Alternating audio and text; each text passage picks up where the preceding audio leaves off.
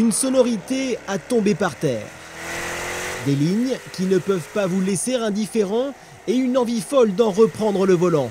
Voilà ce qui caractérise le coupé Jaguar F-Type. C'est sans aucun doute l'une des autos les plus désirables de l'année, pour ne pas dire, soyons fous, de la décennie.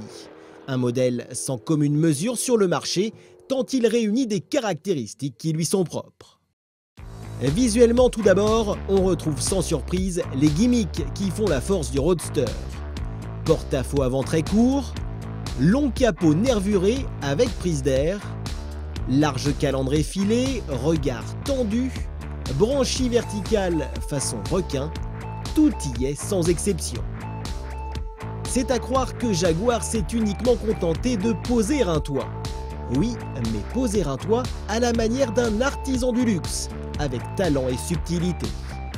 Le haillon, intégralement en composite, trouve en effet idéalement sa place entre les épaulements très marqués du coupé anglais et s'achève par un aileron actif censé bonifier l'appui aérodynamique à grande vitesse.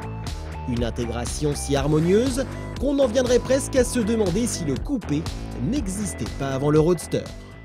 Lors de cet essai réalisé dans la région de Barcelone, c'est d'abord aux commandes du coupé F-Type V6S que nous nous sommes glissés.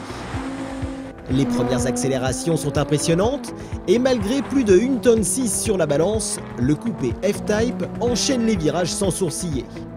Si les transferts de masse avant-arrière passent relativement inaperçus, on ressent en revanche bien la mise en appui de l'auto dans les courbes rapides. Rien de dérangeant, mais sur ce point, la concurrence est un peu plus tranchante. Malgré cela, la F-Type coupé gagne en précision de conduite par rapport à son homologue Roadster, grâce notamment à une rigidité accrue de 80% et à des suspensions affermies. Bien calibrée, mais comme toujours assez légère chez Jaguar, la direction offre un bon ressenti et permet de sauter d'un virage à l'autre en ayant toujours à portée de main les palettes situées derrière le volant. Plutôt typé confort, bien que très agile, cette version V6S n'a pour seul léger défaut que son train avant